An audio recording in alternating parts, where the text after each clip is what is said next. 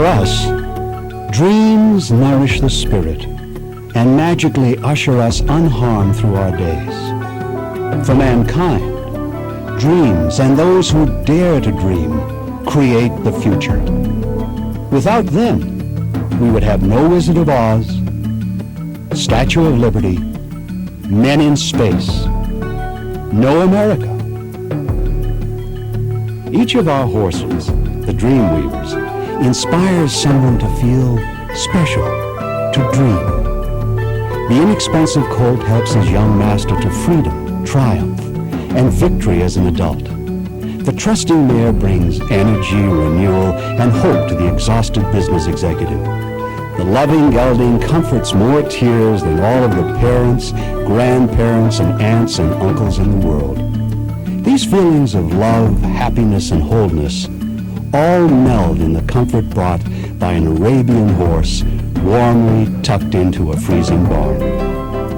But among our horses, our dream weavers, there are a few who create the future, a very select few.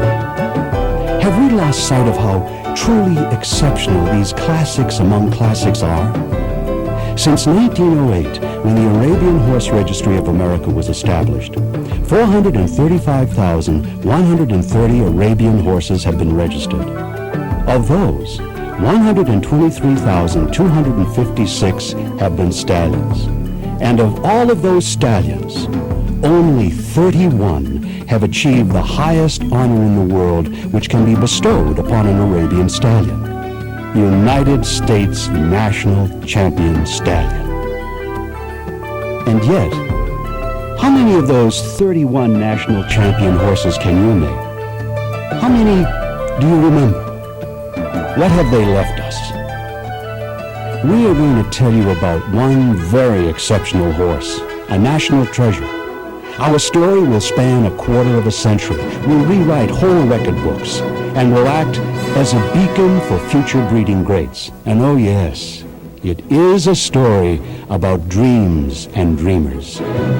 This is the story of Khemosabi and his family, and some of the dreams so far to his credit.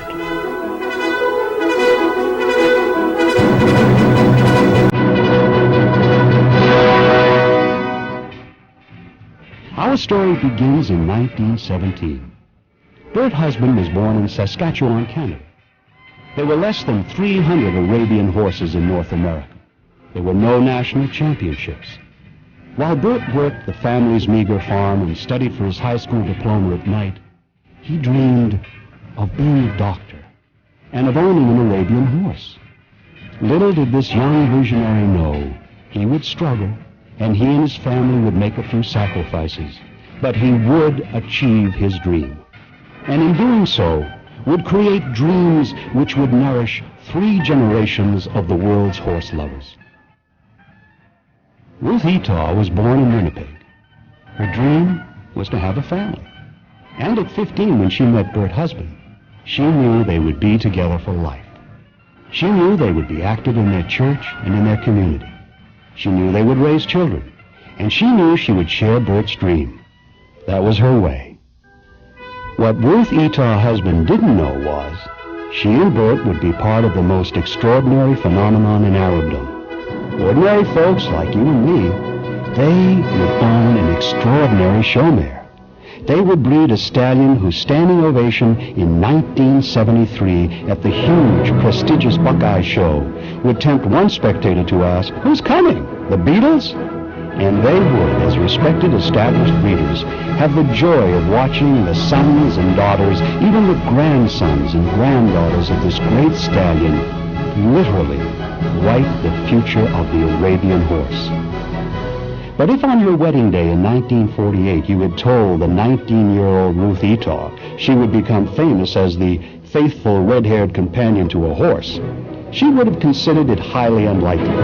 And it was indeed highly unlikely. But it was also the truth. Ruth would spend over 20 years of her life stabilizing the visions of her husband and sons, completing the chemistry of our story of miracles. 15 years later, in 1963, Dr. Bert and Ruth and their sons, Paul, Dick, and Bob, lived in Whittier, California. They had collected Buddy the dog and Coco and Junior the ponies. And by this time in Arabdom, there were 8,450 stallions. 5 had been named National Champion Stallion. And Bert, whose dreams never left him, wanted an Arabian mare, a good one. Jeff Warnell, noted trainer, found one, but she was $10,000. Not much by today's standards, you say, but you're looking at her with the knowledge of her son, who rewrote history. But remember, at that time she had no foals.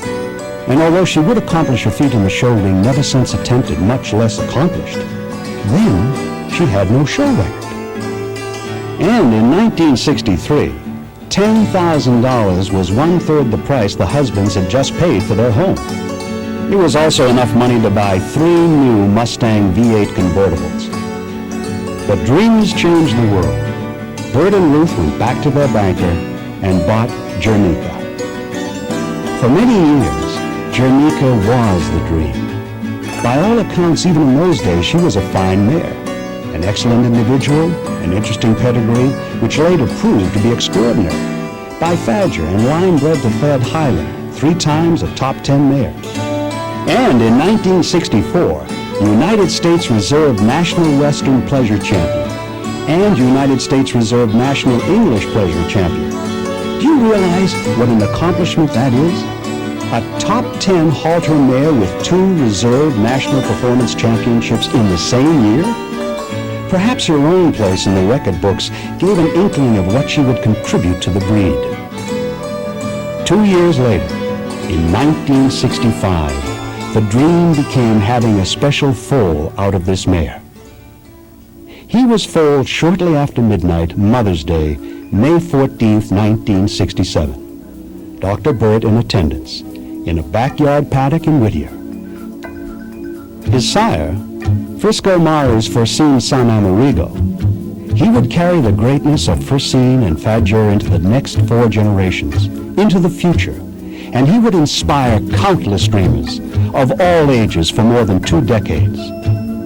That day, the day of his birth, the dark mahogany bay colt with all the chrome began to build his own human family. When Bert finished drying him, the infant struggled up on wobbly legs for a drink, stumbled into Bert's arms just long enough to establish who owned Bert husband, then went to explore his 16 by 20 world. From that day, Khemo would prefer the company of people to the company of horses.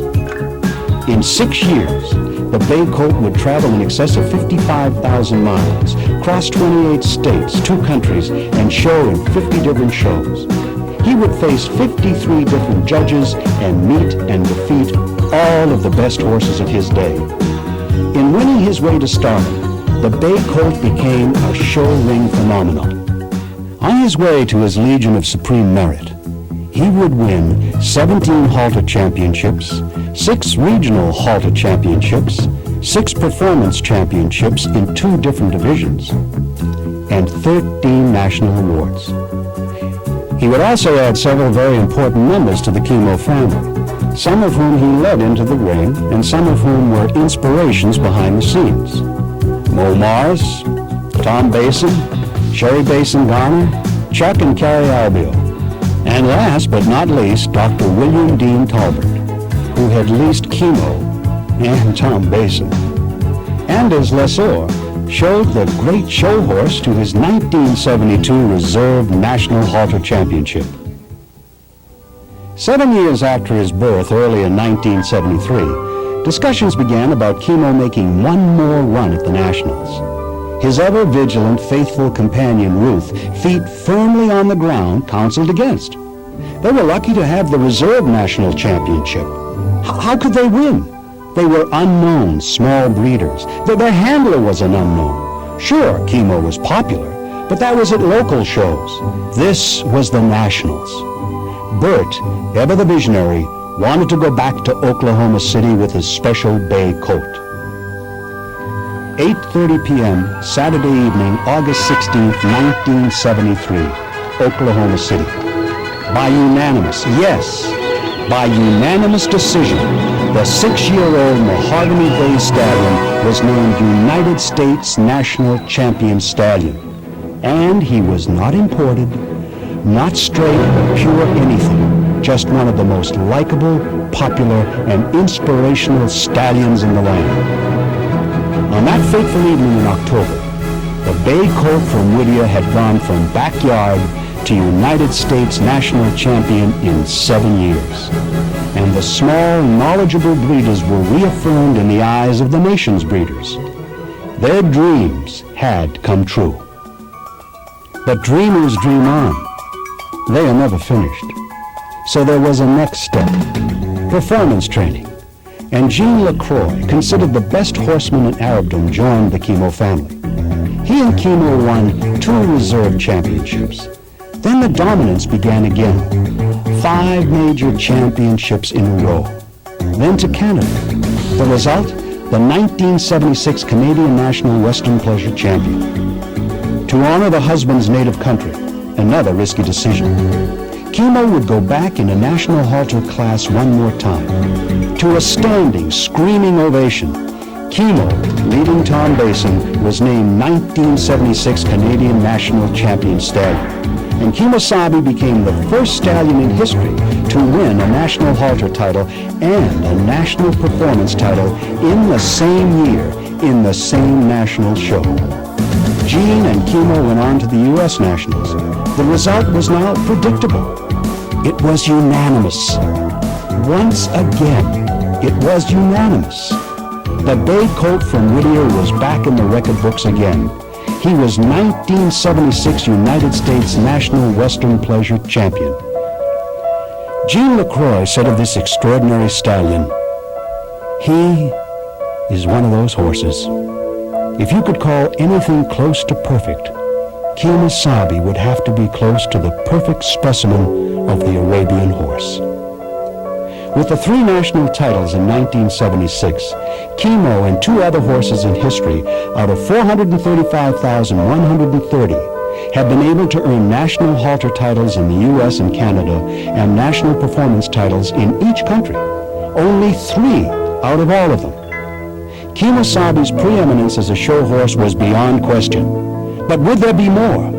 Would he contribute to the breed? Now, the perspective of more than 20 years answers that question with a resounding yes. Khemo's dominance survived the miraculous growth of the 60s and 70s, the glitz of the 80s. But that he continues to be the legend really has little to do with his show record. The real reason for his staying power, for his prevailing over the fads, is his record as a sire. What it's really about is the foals. The miraculous, wonderfully consistent, dominant foals. When Khemo was named national champion in 1973, he had already sired an incredible 61% champions out of 44 foals. Without the allure of being imported or line bred, at a time when the husbands had only 2 mares, Khemo demonstrated his prepotency with a wide variety of mares. As early as his 4-year-old year, it was clear the young Khemosabi was a sire to be reckoned with. 12 years after his national championship, by 1985, the number of Khemo's champions had catapulted to 154, with 886 championships and 26 national wins. By 1987, 176 champions had earned 1,074 championships and 30 national wins. Early in the 1990s, with the celebrated stallion nearing his 25th birthday, the numbers continue to climb. Over 225 champions had earned in excess of 1,500 championships. If 225 sounds vague, consider with us, with over 123,256 Arabian stallions in America, only 10 have produced 100 champions or more. The wonder of Khemo is only partly that he sires so well himself. It is also the ability of his sons and daughters to reproduce the Khemo characteristics of extreme type, balance, refinement, correctness, and prettiness. Even in the early days, the most knowledgeable and most observant breeders suspected he and his get and his grand get would dominate the show ring for decades. Remember, he carries the extraordinary blood of First-Seen and Fadjur, dominant show horses and leading sires for decades. Add to that his great mother, the mare who could and did win top 10 halter honors and then 2 United States Reserve National Performance Championships in the same show in the same year. By 1989, 24 of Khemo's sons had each sired more than 30 foals, while 6 had sired 14 national winners. 3 sons excelled: Qayyum with 226 foals, Rokeem 117, and Karib 113. And by 1989, 14 of his daughters had produced 16 national winners. The leading daughters in production of national winners were Mosca and Rosaba, with 2 each. His daughter Khemosabi was his top producing daughter. Of her 13 foals, 6 are champions, 1 at the national level. Khemo's contribution to the breed, to the future, to our dreams, is only now being fully understood. In our rush to tell you about the quarter century of new records, we've neglected some people, some very important people chosen by Khemo for his family. In the spring of 1969, Sheila Varian asked to breed 4 mares to the unproven 2-year-old, 3 Bay Abi daughters and 1 Polish mare. The results were astonishing. Qayyum, Canadian Reserve National Champion Stallion; Khemosabi, a champion and Khemo's top producing daughter; Mosca, dam of national winner Blossom Bay and one of Khemo's top producing mares; and Khema, dam of Canadian National Park champion First Class. One other foal in that 1970 foal crop deserves mentioning: Canadian National Champion Kari, out of husband's mare Carinosa. In case you're counting, that's 2 national champions, 4 champions, and 1 producer of champions in the first foal crop of an unproved 2-year-old stallion. There was a mare in Khemo's second foal crop important to the Khemosabi variant connection, a champion. Khemodera was bred by Khemo's special friend Tom Basin. She produced for Varian Arabians by Huckleberry Bay, Keepsake V, Scottsdale Champion Mare, and Canadian National Champion Mare. A mare very much in the Khemosabi image, 13 years after that second foal crop. A decade and a half later, the unique Khemosabi look continues to dominate the show ring and make a modern contribution to one of the most lasting Arabian breeding programs in the world. In any recollection of important Khemosabi family members, Bill and Susan Pereira hold a very special place. Khemosabi stood at Pereira Arabians in Santa Ynez, California from 1977 to 1981. And in a company of dreamers, Bill and Susan stand out. They dreamed dreams for Khemo Ruth and Bert hadn't dared. It was at Pereira that Khemo first covered 100 mares in 1 year, first covered national champion mares, and first watched his get win all the major halter championships at several shows in a row. We've talked of individual members of the Khemosabi family, but the people who would protect and promote this all-American treasure for the balance of his life are a group. His owners, the Khemosabi Syndicate. Formed in 1981, Khemo now belonged to the people who loved him best. As you would expect of anything associated with him, the Khemosabi Syndicate remains one of the strongest today. With the exception of Bert and Ruth, the most influential individual members of the Khemosabi family for the second half of his life will be Dick and Peggy Neighbors and Mike and Kimberly Villasenor.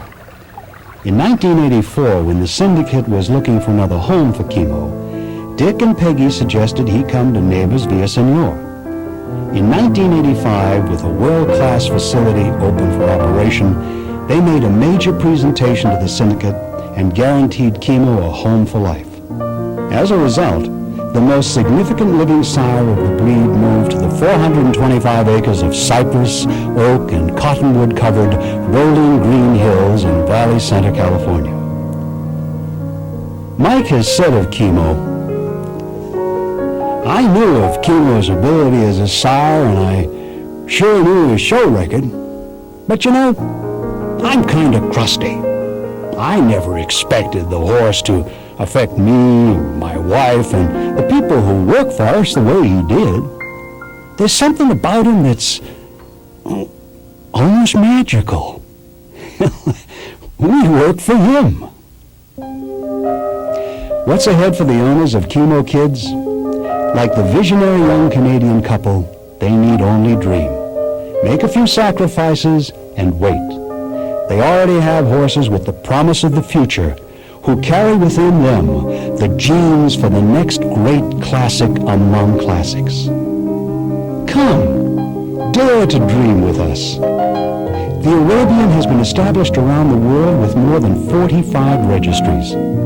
In these magical 20 years, the world's breeders have created many exceptional horses in every corner of the world. Dreams do not come in any particular language. But now it is time for a new generation of Arabian breeders. Time to apply our American ingenuity to the care and development of the breed we love. Time to breed carefully, to make sure the next great sire of the breed is a typey, athletic animal, with a disposition which will make him welcome in any family, and time to make sure the next great progenitor of the breed is from America, from your backyard. Come, dare to dream with us.